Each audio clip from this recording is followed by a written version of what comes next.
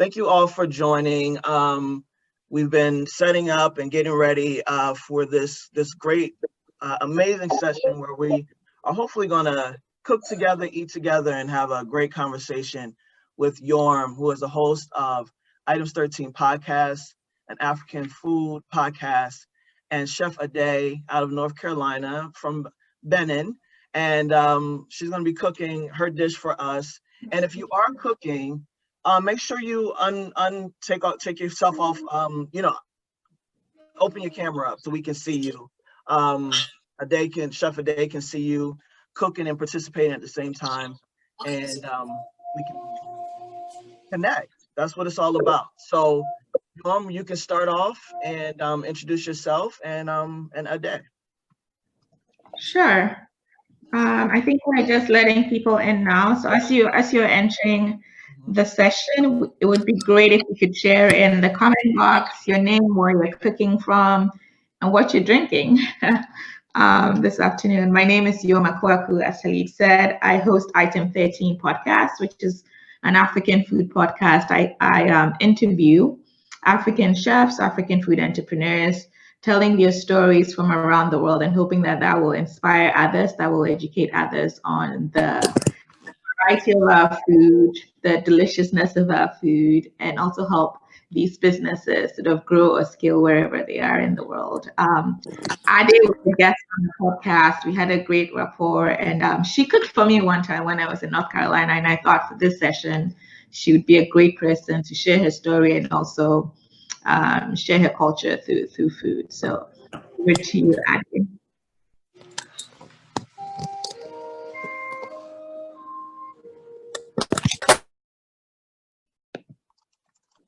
Here. Can y'all hear me? Yes, we can hear you. Hi guys, welcome. I was having a little trouble putting my phone on this little contraption I have here so y'all can see what we're doing, and that just dropped. But hello and welcome everyone. As Yorm say, I'm Adé. I am the owner and chef of Dunu Cuisine. I met Yorm about maybe a year ago, and we shared a lovely meal together, and we've started building a friendship from there. So I'm so happy to be here and teaching y'all how to make something that's very traditional to my home country, Benin.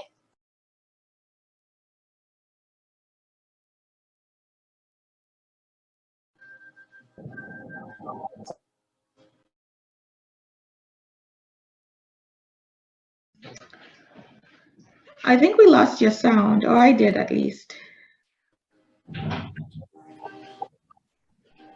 Can y'all hear me again? Yes, can hear you now. Okay.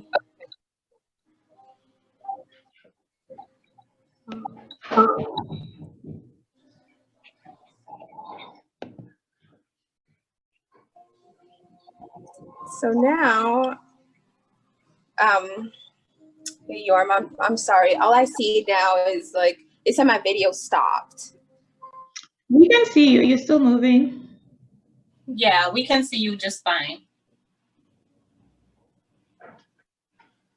But your audio dropped again. There is, the screen I see is just black and it says my phone is unmuted and my video is stopped. And I have a button here that just tells me to let y'all know when I'm done speaking. And that's when I press that, that's when y'all hear me. Y'all don't hear me anymore. Oh, we can hear you right now. Okay. Talib, you're muted. I'm sorry. So I think, Adé, what's happened is because you're on those two different screens, we can see you from the other screen, and the other one is probably black for you. So just, whichever one you prefer to be on, that's the one you want to turn the video on for.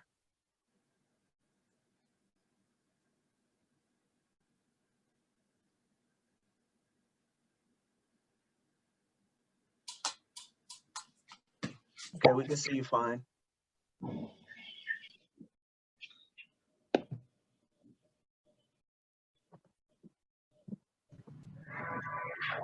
Hello. Yes, we can hear you and see you I fine. can hear you. Perfect. So y'all, to all of you who are joining us, we are using a laptop, so we're gonna make it work the best we can so y'all can see everything that's going on. But welcome everyone. As I was saying, my name is Adé. I am the owner and chef of New Cuisine based out of Raleigh, North Carolina. We make African-inspired dishes, and really the point of this business is to share African culture, specifically West African culture and food, with the rest of the world. So today we're going to be making a dish that's very near and dear to my heart. It's called moyo. It's a dish that is traditional in my country of Benin. And just a few months ago, I was able to host a class with my mother when we traveled back home, where she made this recipe the way she's always had and the way I remember eating it as a little girl. So that's the recipe we'll be following today. So welcome everyone. Thank you. That's awesome. Yorm, just let me know if you want to, when you're ready for the presentation to move forward, or whatever you guys want me to do. Sure, I think we can have Ade be the main video right now, since she's gonna start cooking. And then as she cooks, if you have any questions, you can put them in the chat and I will post them to her so she doesn't have to check her screen. And I would like to ask really how many people are following along and cooking with us. That way I know when to pause, how to move along with the class, and when to stop and take questions.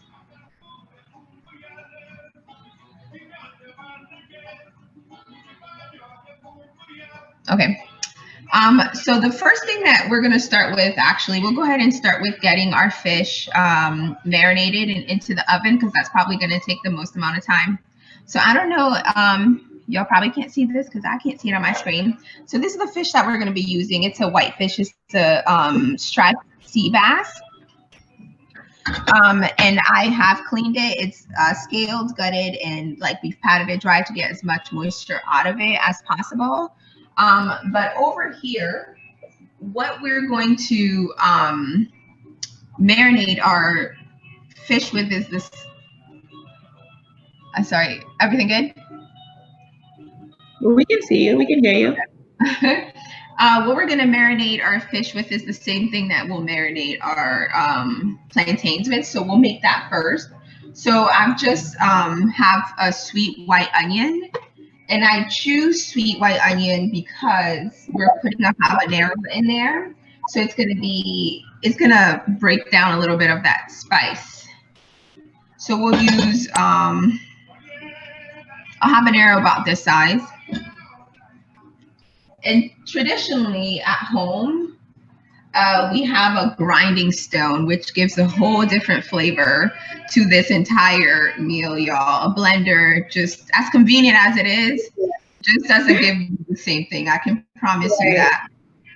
And all of these things will be grinded differently. So like one of the aunties will grind the onions, and then we'll grind the garlic and the ginger and the black pepper and the tomatoes. Everything will be grinded separately. But because we have the convenience of a blender, we'll do some stuff together.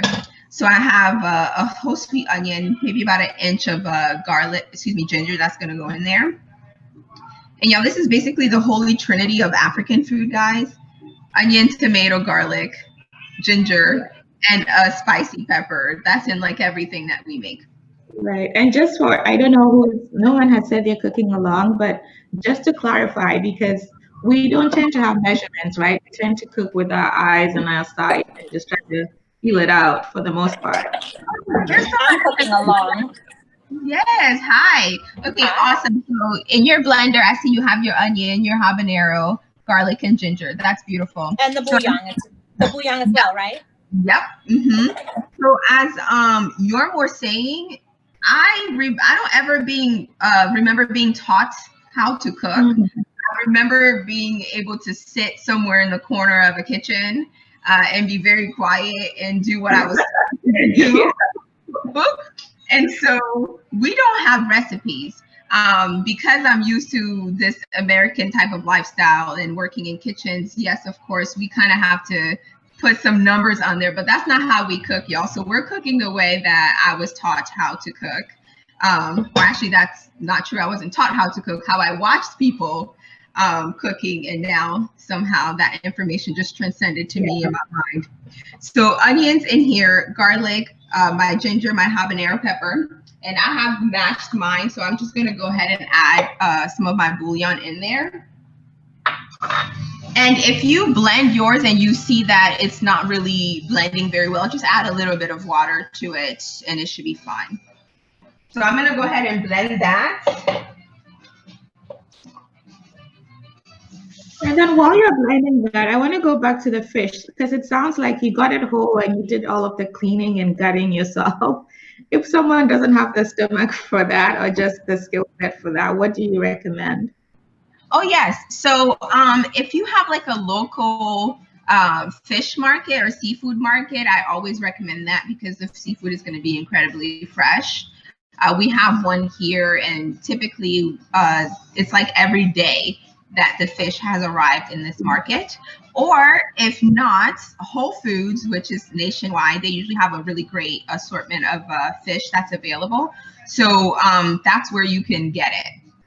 But I picked this because it's more of a white fish, and it's a bit meaty, as you can see. It's a pretty big fish, and it's not the same. We don't have where I come from in Benin. We live right on the coast, so we have access to the beautiful water. And I remember just recently when I went to the fish market, just this colorful place. Like literally, they were coming in. The women were coming in, and then the other women, men or fishermen, men or women fishermen were coming in, and women came, they did a transaction right there. Then they would take all this fish and bring it into their containers, and then they sold it to us. So the fish is very, very fresh. Something that we don't have here. I remember that growing up too. So in Ghana, we grew up close to the beach too, and we would always go. So my mom and I would go. And the women would be ready, lined on the beach, waiting for the boats to come in. And then when they come in, everybody rushes and is trying to negotiate all the different types of fish that they want that they would be selling back. So as a kid, it was kind of annoying. I thought it was smelly and like, oh, when can we get out of here? But I was like, really, I always say we're the original farm to table, original organic, original everything that is on trend right now comes from the motherland. You know, I have to agree with you on that. And I used to think the same thing because like you can't take the smell, but it's just a beautiful process to watch that happen and then watch the interaction that happens. My mama came with me every time we went to the market. That happens between the women of the market and the people who come to buy. You know, you're always trying to get the best prices. They're trying to give it to you for the price that works for them. It's a beautiful exchange between these women.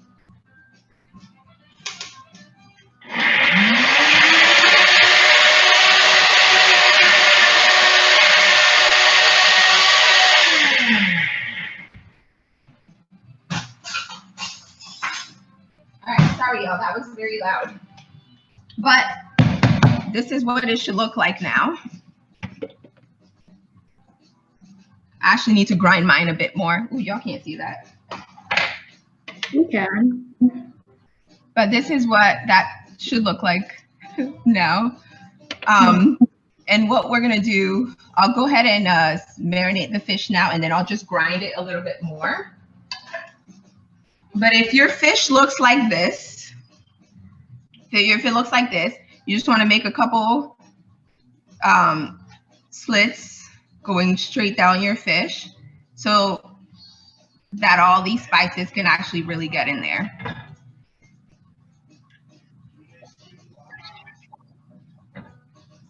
Clarifying question, please, because I wasn't exactly sure like how large a fish we were supposed to get. Yeah.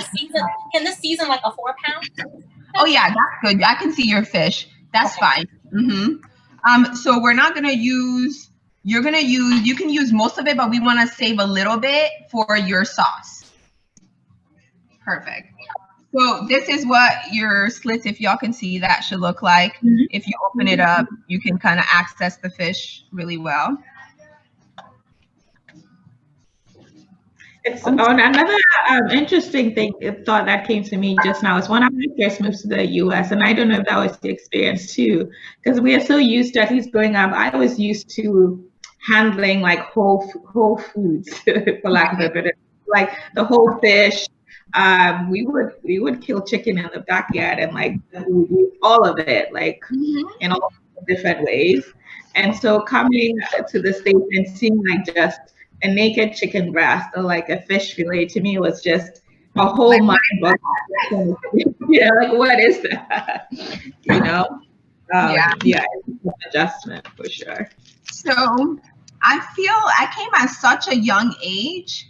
I came to the States when I was 10 years old. Like I said, I was adopted, and I lived in a very multicultural home. But I came at an age where it was still quite formative for me, right? 10, I'm still learning. But I still very much remembered what life was like at home. So that part really did not, I can't say that I felt that so much because I had no reason to be going to the grocery store now, you know, or the marketplaces. So that part I didn't feel so much. It's as I got older and really got connected to my roots is where that desire to understand came, you know. But I also think that gives me quite a bit of room to understand, you know, the diaspora and the African perspective as well. All right, y'all. So your fish should look like this, and don't be afraid to touch it. That's really how. Rub it and use your hands. That's how you get the love into this food. Yeah. Like push it into all the slits, make sure. Yeah. And so I've preheated my oven. It's about at 425. And traditionally, y'all, what we would do is we would grill this, which is a whole different thing. But the oven and then the broiler, you know, will give us that same vibe. So I'm just making sure I get it into my slits as well.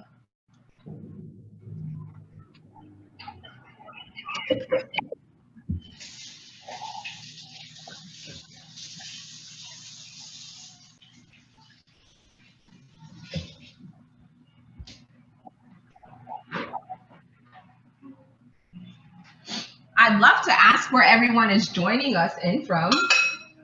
Yeah, if you could share where you're joining us from, and if you're cooking or just watching this time.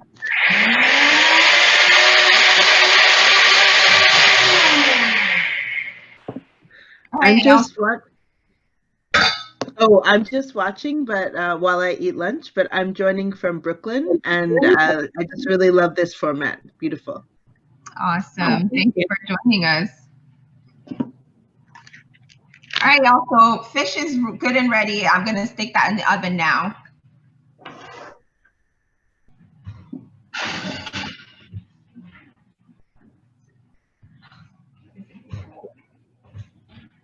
So that's in the oven, and we'll forget about that for a bit. Next, we'll start on our rice. So I like to use jasmine rice, and I have about a cup of it in my pot here. So if you're like me, I particularly like my rice to be dry. I literally, when it's done cooking, I want to be able to take each grain like this. I can't do sticky rice. I cannot. And so I usually use about 1 cup of water to a cup and a quarter. Did I say that right? 1 cup of rice to a cup and a quarter of water. And here's another debate. Do you wash your rice? Do you not wash your rice? I remember my little sister just moved here, and she was like, oh, I'm going to make some rice. And I don't know who said, my friend or somebody and myself said, oh yeah, I don't wash my rice. She was like so disgusted. Like, how dare you not wash your rice? But honestly, you don't have to, or you can if you want to. But just speaking from like a cooking perspective, if you want your rice to be more dry, you can wash it to get some more of that starch off. I don't see it being an issue. I really steam my rice. I don't let it come to a boil or anything. It stays on low the entire time I cook it. So it doesn't give, to me, it doesn't really make a difference whether I wash it or not. And look, my sister's walking through here. I'm sure she got something to say. No, I think I wash my rice, but I think it's out of habit. So I guess unlike you, like I probably started cooking for my family when I was 14. One, because my mom had a very busy job, and so, but she was also like really big in the kitchen. She enjoyed cooking, and she would cook from scratch all the time. But she made sure that my sister and I were very hands-on very early on. And I think for us, we washed the rice because we bought it from the local market, right? So you go to the market and it's in heaps and heaps, in big basins. And so first of all, before washing, you'd have to like separate it out for like insects, like weevils and whatnot. And that was just felt like it was a punishment almost. Yeah. So you did that, and then you washed it a few times just to make sure like the dirt and grit was out of it before you cooked it. Yeah. And then just the virtue of doing that, like in my mind, I just always wash rice. And I like it also. In Ghana, we call it 1-1. I like the rice to be 1-1 versus too sticky. Yeah, I can't do it. Listen, we eat a lot of sauce-based dishes, and that's the worst. At that point, you're eating porridge. You know, like that's no longer rice. So I like mine really dry. And my mom is like the complete opposite. Oh, And I don't know how she does it, but we'll let her do what she does. Yeah. And so I have 1 cup of rice in here, 1 cup and 1/4 of water. Now, if you're making rice, if you're very good at making rice, let me say it like that. If you've had 20, 40, 50, 60 years of making rice, you don't need these measurements. You just look and you're like, okay, that's enough water. But for the sake of what we're doing, and because I'm also not at my mama's level or my grandmother's level, I'll stay where I am and I will measure my rice and water. But you can just put a little bit of olive oil in there, just a tiny bit. And one thing to note when you're cooking is, so obviously we're making a full dish here.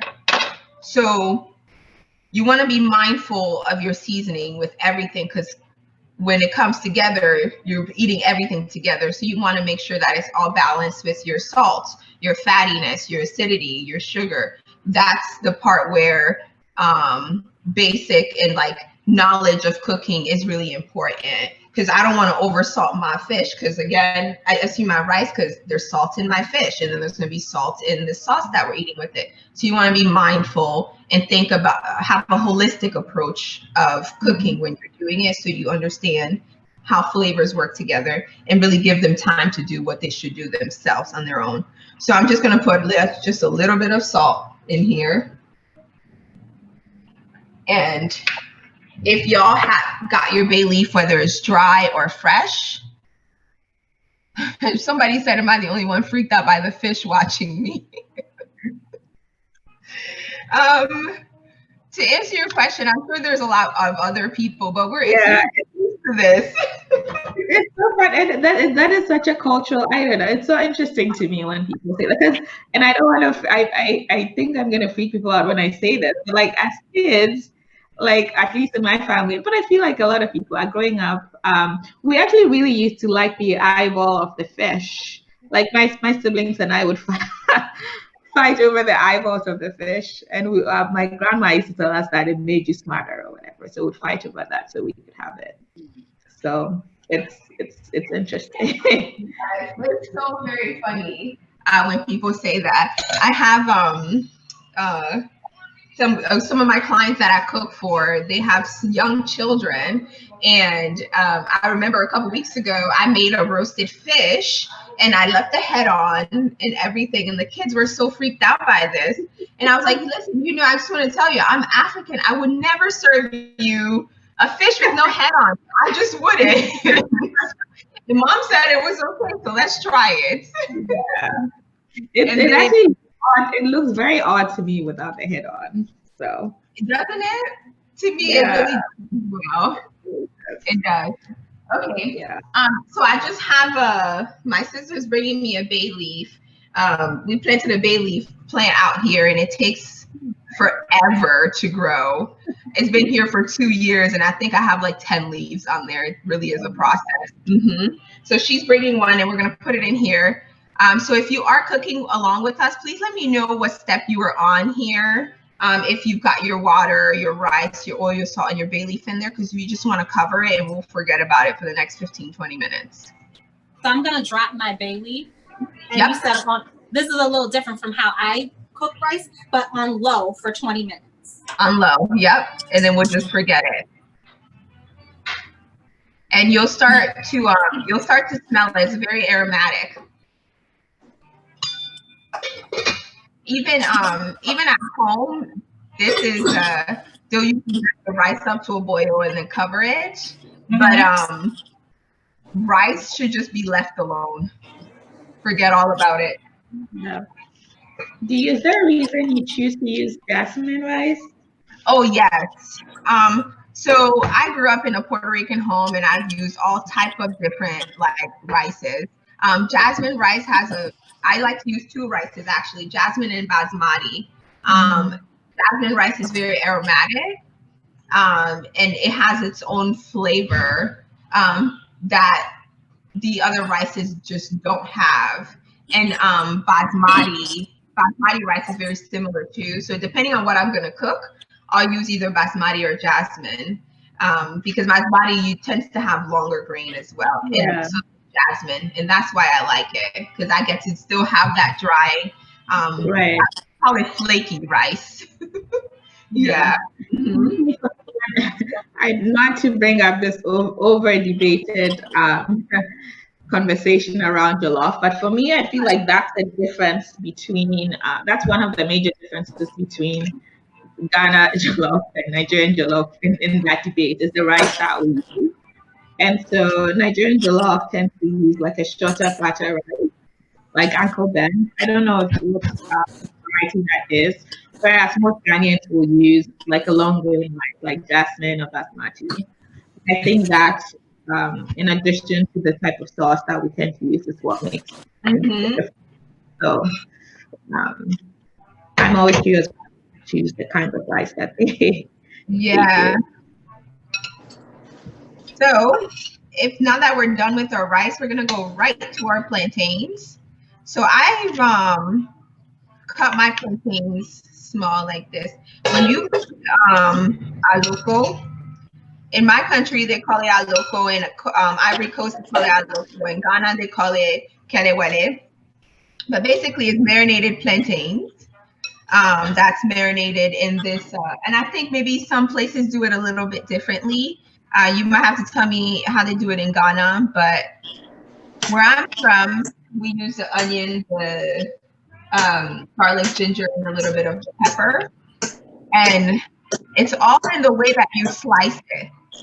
To me, that's the secret, right, Yorm? Yeah, that's the big difference. I want to see how you slice it compared to. Actually, yeah, let's see. Because we use the same spices for Piri Lily too. Yeah. So I have my little sister was my sous chef today. So typically I would make it a little bit more slanted than this. I just got our bay leaf, you see? After all that, this is all we got. So now it's in and we'll forget it. So you want to cut it real slanted. She did her best. Okay, so this is pretty good. I don't know if y'all can see that, but it's at a slant. Yeah. We want to cut it. Somehow it changes the entire dynamic of what plantains taste like.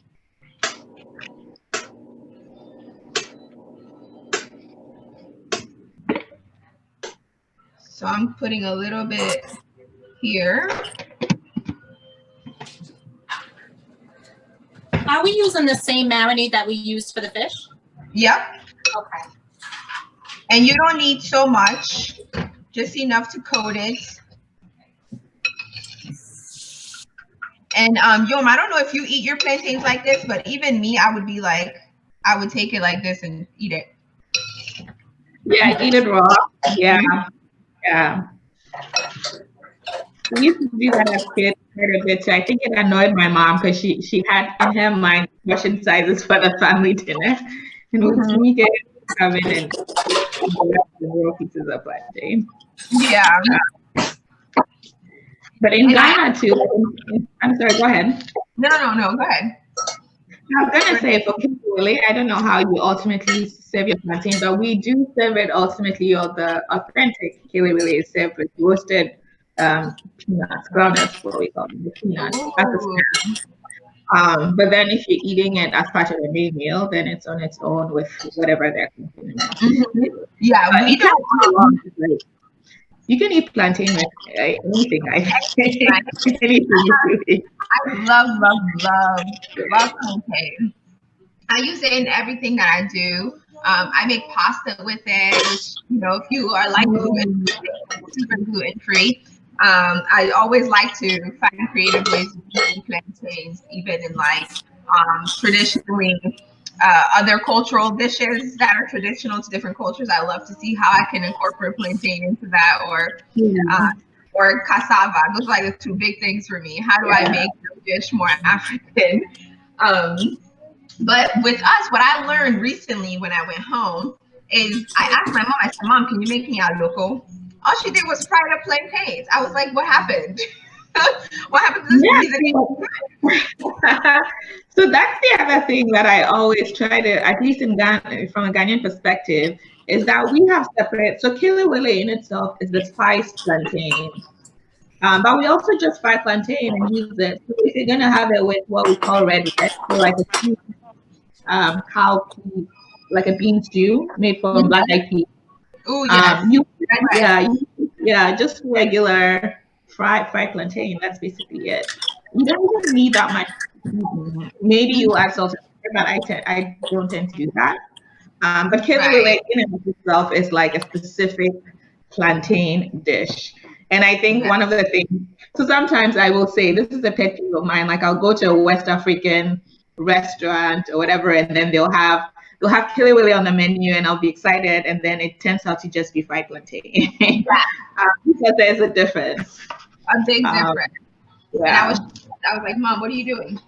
But if you have already diced your plantains and you've marinated it, let's go ahead and get some oil on the stove heating up.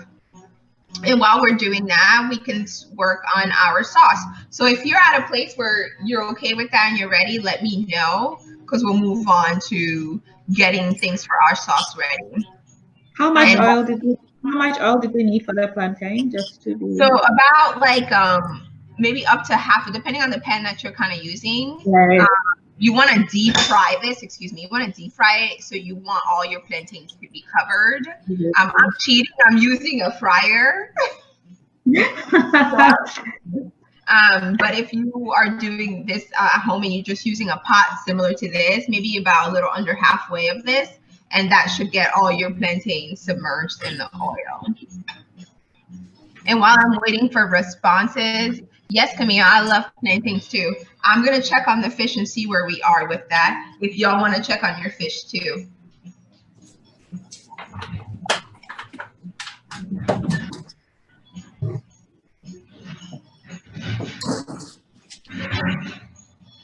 So if you check on your fish and you're seeing that it's drying out, just add a little bit more oil.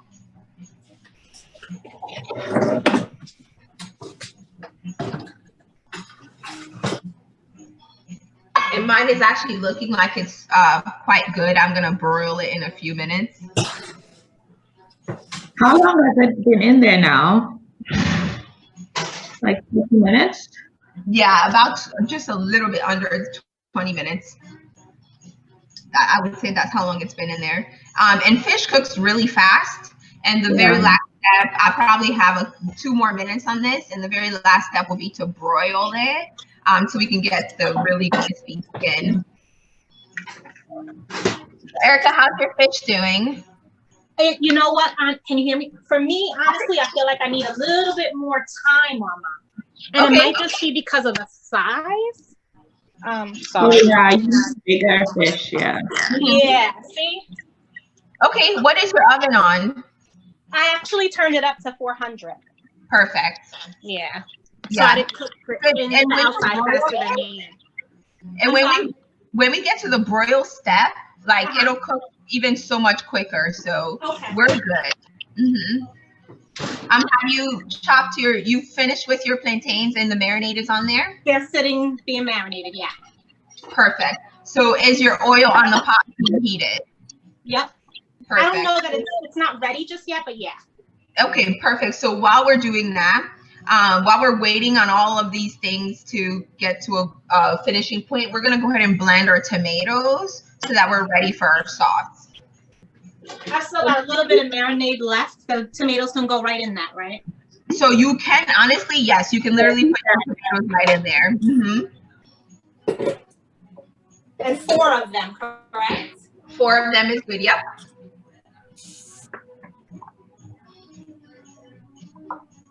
I feel like I can smell it all the way here.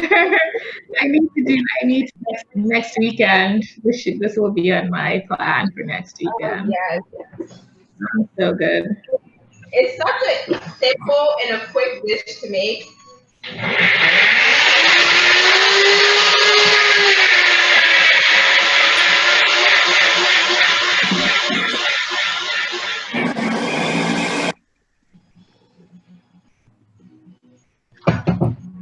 How easy is it to find plantains where you are?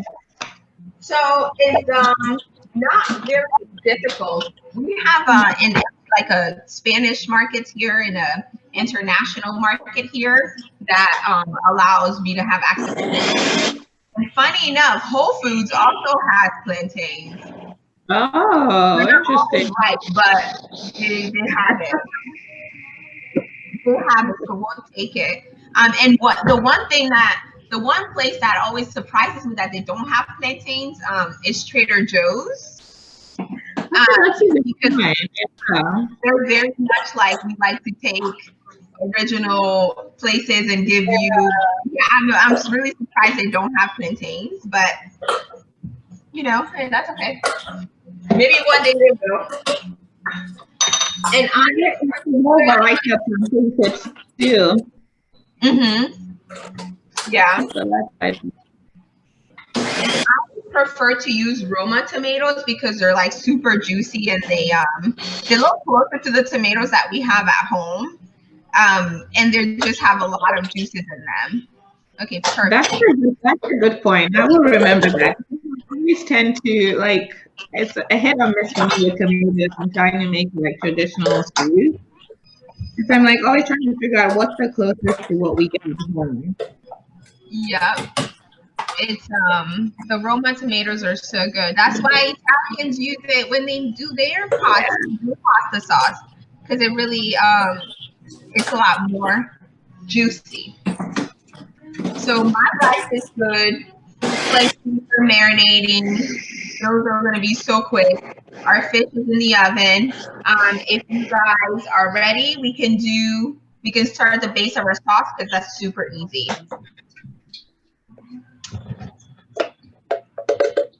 So what you want to do is put a little bit of water into this pot.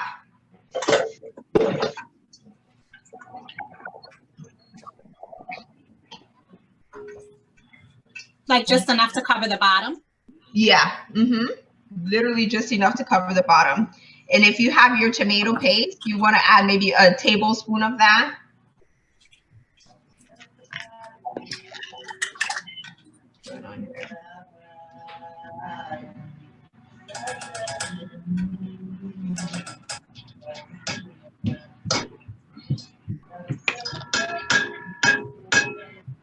And so what the tomato paste is doing, the tomato paste is both a bit of a thickener and also gives color. That's really the reason why we have it. And you can quote that on my mother because when I asked her, that's what she said to me. So we just want to mix that and just let that heat up a little bit. Erica, can you smell your rice? Not yet, no. Not yet. I'm smelling mine. I smell the ginger and the habanero. Okay. That's an overpowering smell in West African kitchens. Like you walk, I remember not in college, actually in grad school, because that's when most of us had kitchens. Like you'd walk the hallways of the dorm, and you could smell like those. You would know who was West African or even sometimes. That's so funny. The smells coming out of the dorm. That is hilarious. Yeah. Now, are we letting the water and tomato paste thicken? Nope, because we just wanted it to heat up a little bit. Mine has got a little heat, so I'm adding my tomatoes. Okay. You can add your mixture.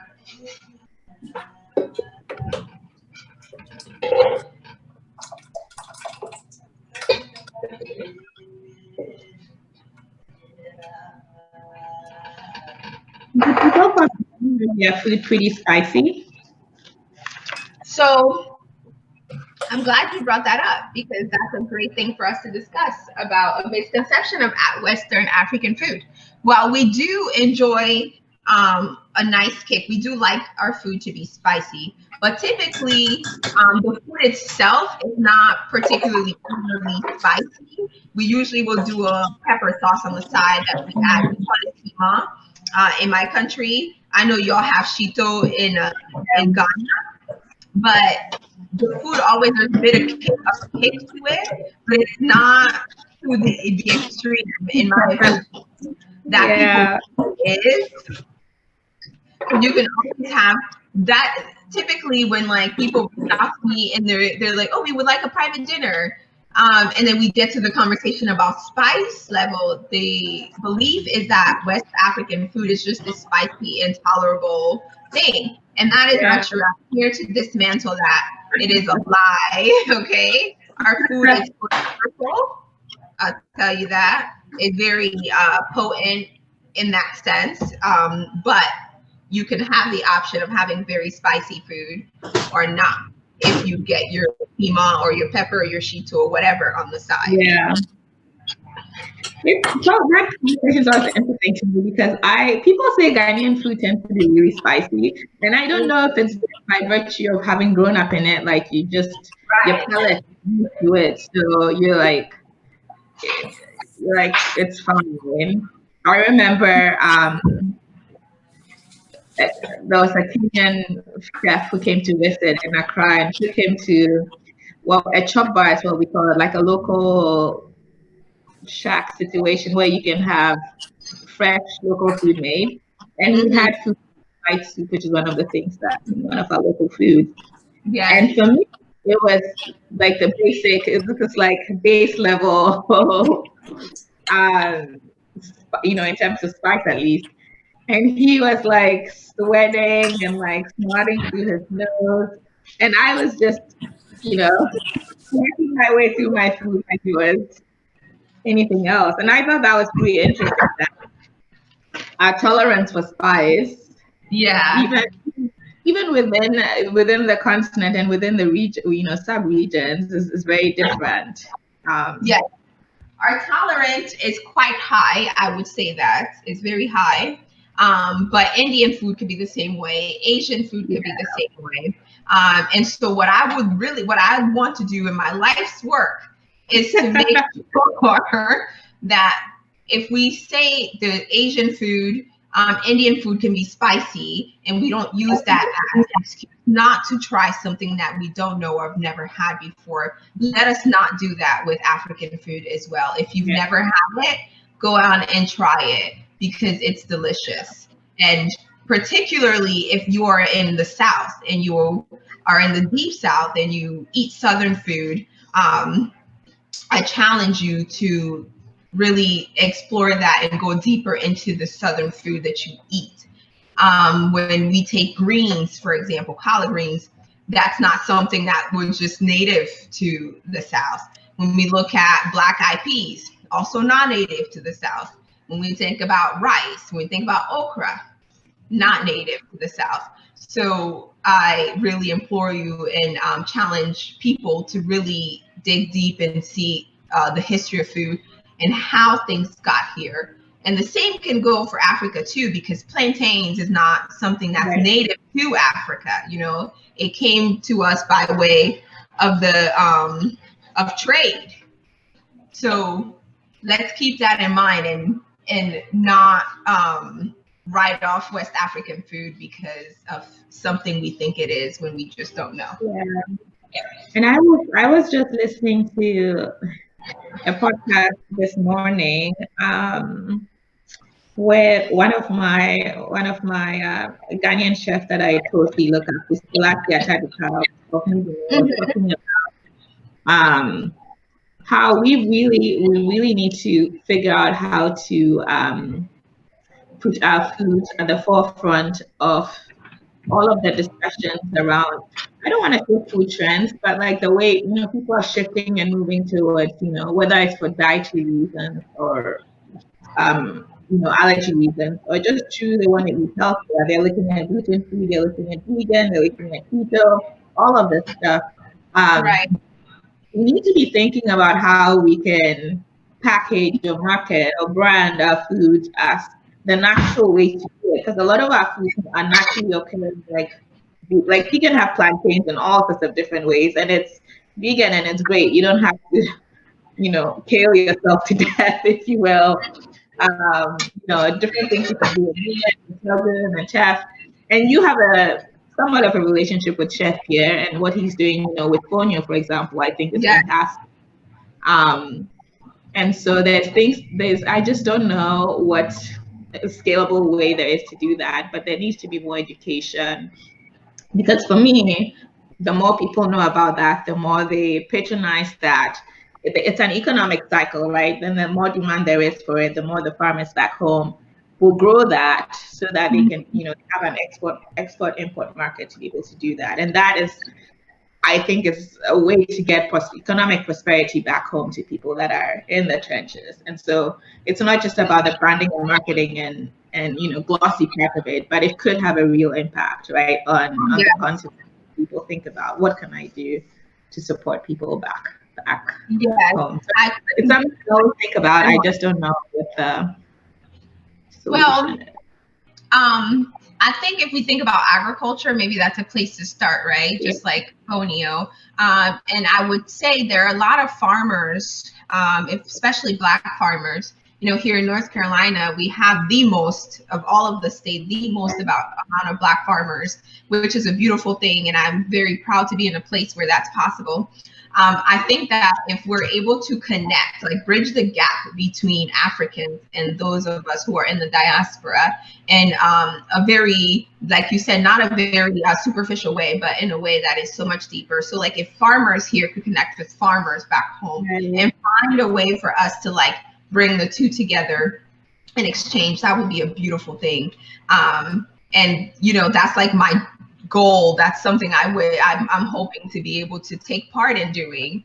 But people like yourself who already bring awareness to this stuff, people like Chef Pierre, who's brought this beautiful grain here that now is kind of like taking over the entire place. It's a slow running race.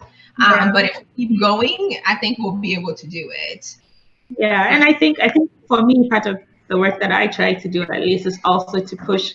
And I'm going to try to do that a lot more next year. Like that's 2024, everybody, all of our plans just sort of blew up. But next year, one of the things I wanted to do this year, but maybe next year more so, is to, I don't know what I would call it, like share my pantry, if you will. Like I really make a conscious effort to support like African entrepreneurs here. So people that are making sauces, like if I open my pantry for you right now, I would say 90% of the stuff I have in there is from, and a lot of people I met on my podcast actually. So like people that make sauces, that do grains like Chef Pierre, that do juices like the Gainjan brothers. Like I really try to do that in my kitchen, at least in my own small way. I'm supporting all of these people. And so I have an idea of what I'm going to do, but I will launch that next year. But really, I'm here. That's a good demand for those sorts of things. So instead of going to buy Italian pasta, pasta sauce, to be the base for the sauce or something, there's so many people that are doing incredibly flavorful sauces from the continent that you can patronize. And a lot of them have challenges, right? Because they are on the shelf at Trader Joe's, at Whole Foods with 100 other brands, and so trying to figure out how do they stand out. And so I think actually, as we're talking, that's one potential solution, just really patronizing people who are already work in the space. And I think the educational component is very important. I've shared with you, I have a spice line launching very soon, and the biggest conversation, the biggest feedback I get is, well, the first purchase is going to be the most difficult. The second purchase is easy because people, will taste it and they'll know it tastes good. But without the education of what this is, it's really hard. That's where the barrier is for us, is people just not knowing, not understanding. And because of the fear of what is unknown, it almost is like, oh no, I don't want that. Or I don't want to try that. So that educational component is going to be very important as well. And one of the things that I found, I guess I shouldn't be surprised, but I found surprising, especially as I talk to people on the podcast, like the latest conversation I had with the Ginjan brothers, who are based in Harlem. And so they have a cafe out in Harlem, but they also produce these ginger juices from their home country of Sierra Leone. And they talked about how challenging it was to raise money for their business. Right. And one of the things that an investor had told them was that there was too much Africa in their pitch, which to me was, Lord Jesus. I've heard that before.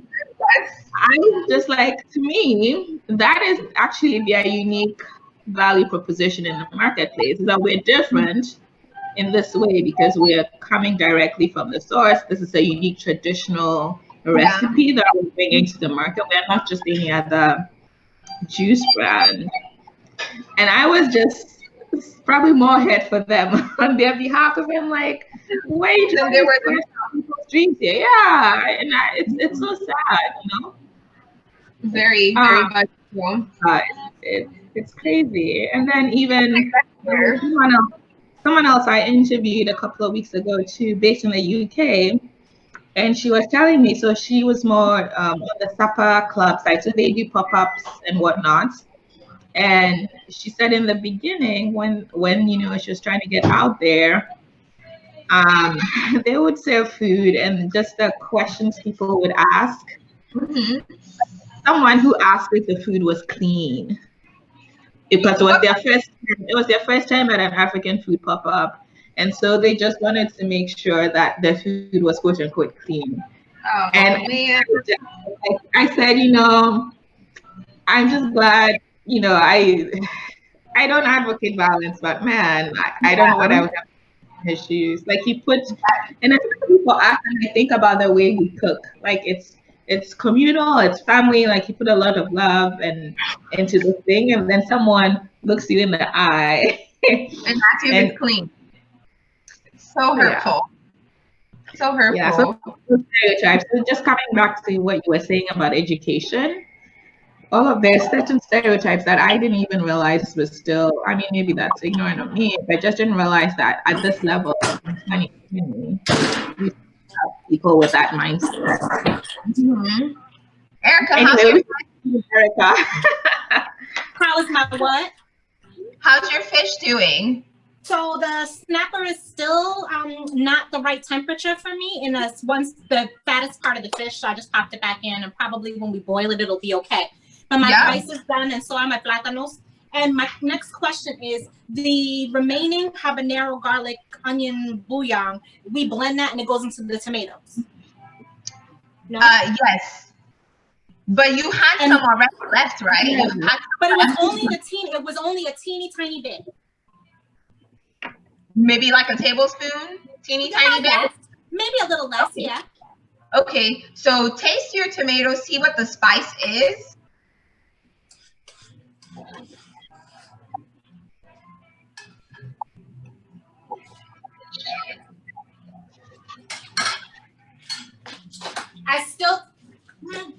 I get the habanero, so maybe I'll leave it out of this, but I still get that raw tomato taste. Yep. So go ahead and blend that. Put that in. You gotta cook it down a little bit more. What about this single tomato? We're gonna leave that. That's for plating. Got it. Mm-hmm. And if anyone has any a little bit questions, of the liquid to help it blend.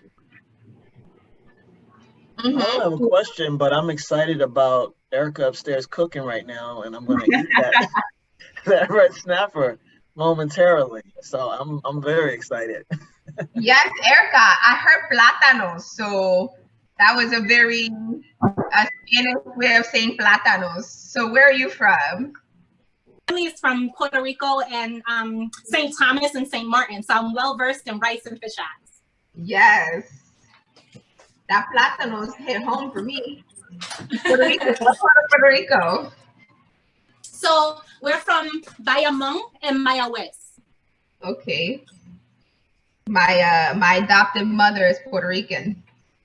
What part So of the island? Have you ever been? I have not been actually, because a lot of that family now lives in Florida. But I grew up from the age of 10 eating arroz con gandules, piñón, pernil, what else? Pasteles, empanadas, all that stuff. Empanadas. Yes. Yeah. Yeah. So just the other day, my sister made the arroz con gandules, and I was so proud. I was like, wow, this tastes like home. It was very, very good. Yes. But even then, to bring it back to connections,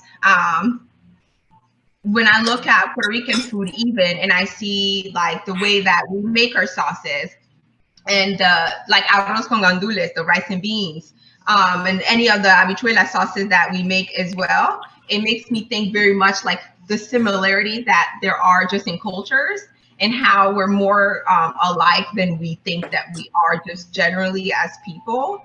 And food is something that can show us that and teach us that. Yeah, absolutely. We're all part of the diaspora, right? Like a lot of Puerto Rican food is rooted in African food, and sofrito is the base. Ecado is the base for everything, and it's not the same, but you can tell that it was parallel. It was similar. Mm-hmm. Yeah. And I wish people would understand that we're all connected. We're all connected. Yeah. That.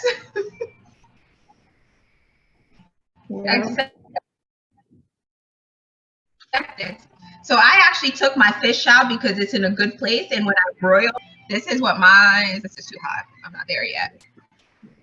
This is what my fish looks like. It's a little brown, but it needs to be a little bit more browned. My sauce is still cooking. So Miss Erica, we're not looking for, we want it to still be a little bit watery. Our blend, our tomato, not too thick. So we're probably reducing our sauce about halfway. And if you feel like it's getting a little too thick, we can add a little bit more water. And at some point, we'll add a little bit of salt and a little bit of pepper, because we haven't done that yet. And my rice is also done. And did you fry your plantains already? I did, because I heard that my oil was hot and I didn't want it to start smoking. So did you taste one yet? Not yet. They're on the table. I'm trying to be good. I'm the worst at that. And when I'm done cooking, I'm not even hungry anymore, because I'm like, and there's no plátanos left to put on your plate. Yes, for sure. Okay, that's good. You are being good.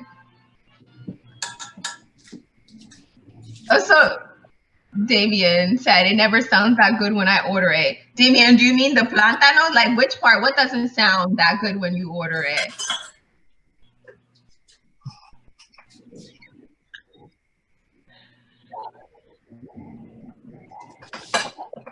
And also, does anybody else have any questions? Oh, he said any of it. Okay. Damien, where are you from?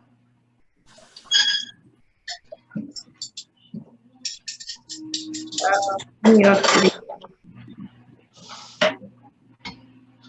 Grew up in New York, eating all of it. That's good. New York is quite eclectic. I noticed if you live in New York or you live in DC or some of the big cities, there's a lot more access to African food and African ingredients, as opposed to somewhere where I live, like in Raleigh, which, you know, here we don't have any West African restaurants. I mean, zero. We have some Eastern African, maybe even Southern African restaurants, but West African, not so much. I'm probably one of very few, I can count on my hand, if not the only one, who's really doing West African food. But what I do is I host a lot of pop-up dinners. And in these pop-up dinners, we take you on a complete cultural experience. So from the moment you come in, it's like as if you're eating in our home, and we treat you how we would anyone who comes into our home. And then we share stories of the food, of where it's coming from. You know, we share even like some of the ingredients, where we've gotten it from. And that is it's a great way to make it feel uncomfortable for people. The storytelling aspect of it, I seem to find people really enjoy. Or with the private dinners, we'll come to your home, which is super intimate. I love doing those, because you really get to have a one-on-one interaction then, and people can ask all the questions that they want, and we really go a little bit deeper and have more time to really explore more, which I really love doing those. Have your business slowed down in that aspect because of COVID? Or how are you managing? So, in the last few weeks, or maybe I'll say the last month, the private dinners have kind of gotten a little bit more. People have been more interested in doing the private dinners, and those we still follow, like social distancing regulations. So like I'll wear a mask, my staff will wear a mask. They know each other, so they're fine. It's really us who's coming into their space, protecting ourselves, which hasn't been an issue at all. And then with the pop-up dinners, like we just did one on a farm, and we had about 60 people that were there, and we were able to, we sold it per table, not by seats, which is traditional. So you came with people you knew, and then you were all 6 feet apart already. And that was a beautiful, beautiful, beautiful experience. Being able to be on the farm, use food from the farm, cook on the farm, and people come and eat on the farm. It was beautiful to put it all together. Is that a series you're doing in terms of working with farms in North Carolina? A little bit more Black Farmers Market. If no one's ever heard of them, please check them out. Check their Instagram, Black Farmers Market.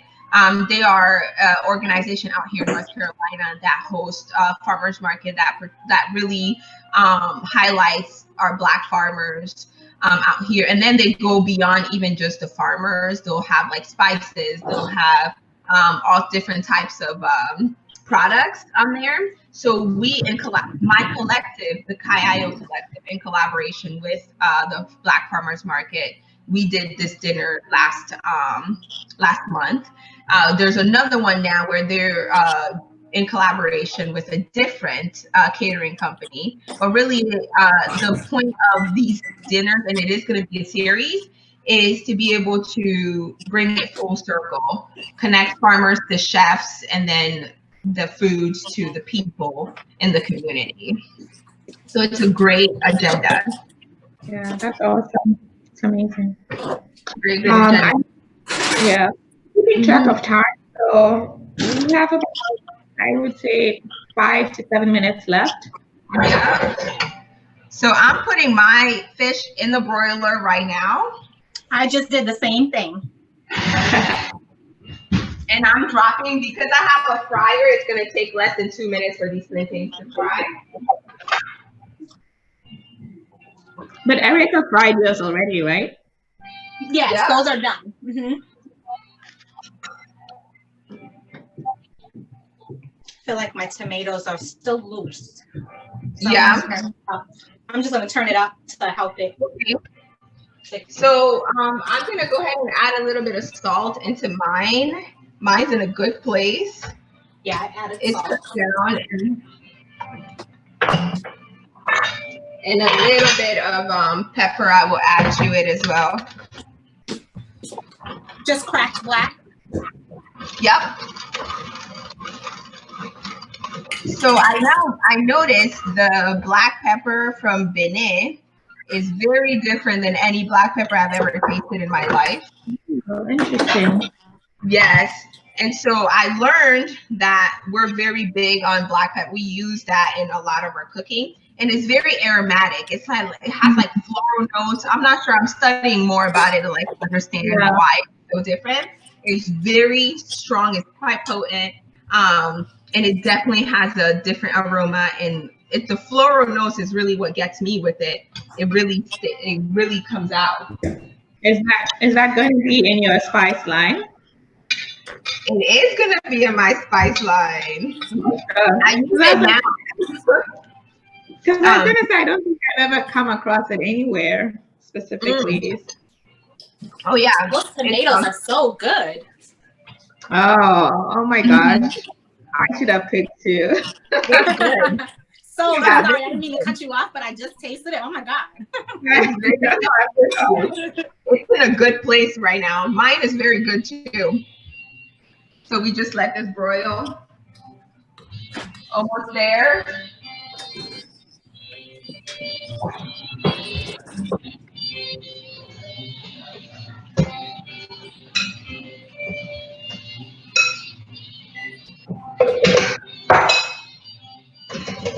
So after having the convenience of this little portable fryer at home, I suggest everyone get one.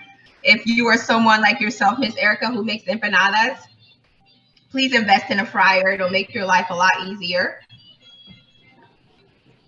Yeah, it's been on my radar for a while, but I feel like I'm thinking about a fryer, but I'm also thinking about an air fryer. I don't know if I've seen that they're on trend right now, but I don't even know if it's worth it to get. They are. They absolutely are. Okay. Yeah. I just got suckered into buying the Ninja 11-in-1, and it's amazing. Okay, let me write that down. What did you say? The Ninja 11?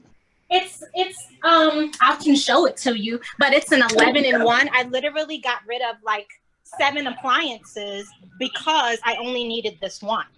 Okay. And it looks like that. Oh, I see. But it does, like, it pressure cooks, steams, slow cooks, does yogurt, oh my gosh, sous vide, air crisp, bake, roast, broil, and dehydrate. Oh, I need one of those. I feel like I'm a kitchen gadget, like.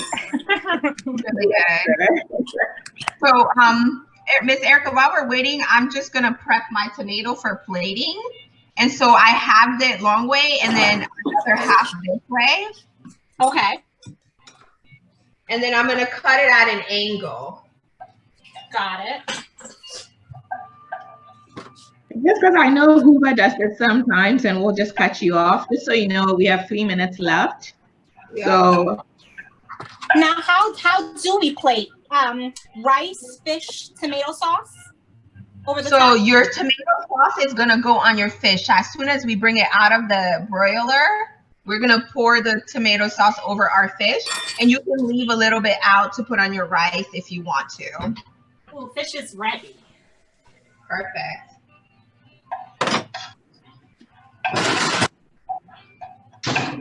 Pour some sauce over. Later. That looks amazing.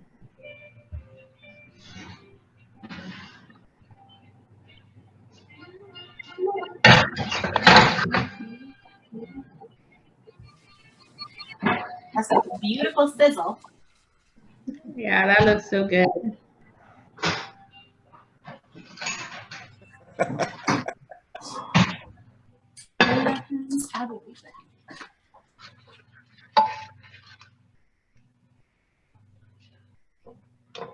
This has been great. I've really enjoyed watching it, smelling the food.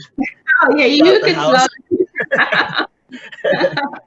This is gonna be amazing. I know plating is one of the most important parts of this, and we'll do that. And I want to encourage everyone on to definitely connect with Chef Adé and Yorm. Outside of this, they'll be providing the way in which you can connect with them. And we do have another session at 1:30, but definitely connect offline, and hopefully we'll be able to do that chef plating time starts now. I'm doing it right now. Everybody at the Can table. y'all see that? Oh wow, that looks so good.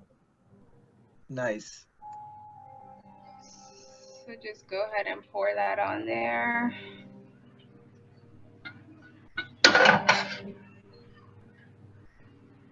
And just put your tomatoes all over it. And traditionally we'll have like red onions. So put that wherever you want. And that would be your shallot, Miss Erica.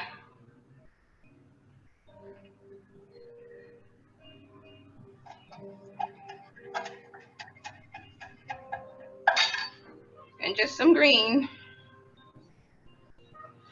And you have it, y'all. That's moyo. You have now made a traditional Beninese dish. Yay.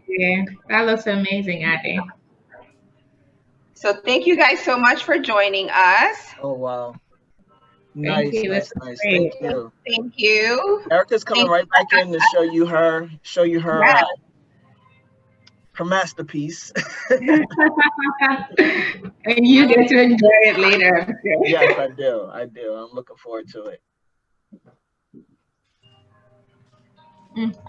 Erica, Chef Adé, she played it.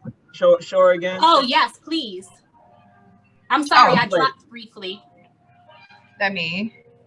Oh wow. Oh, that is beautiful. Okay, and parsley. I use cilantro. Yeah. Okay, I'm gonna slice my shallot. Yep. And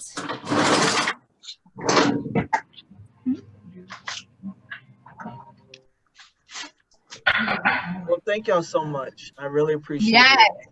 It's so Please good. I send hope you Erica's picture, please. will absolutely, do. I will. Thank you so much. I'm gonna use this recipe all the time.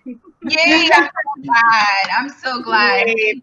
This was so Thank much. everyone. So great. Thank you, So great. Yorm. Thank you. And You guys have a wonderful evening, afternoon, morning, wherever you are. and the PDF is inside of the session for you to download for everyone on here and cook it on your own. And make sure if you do make it, let's send Yorm and Chef Adé a picture of it. Share with us, please. You did. We love that. Yeah. Thank you. All right. Bye, Thank guys. you. Bye. Thank you so much. Take care.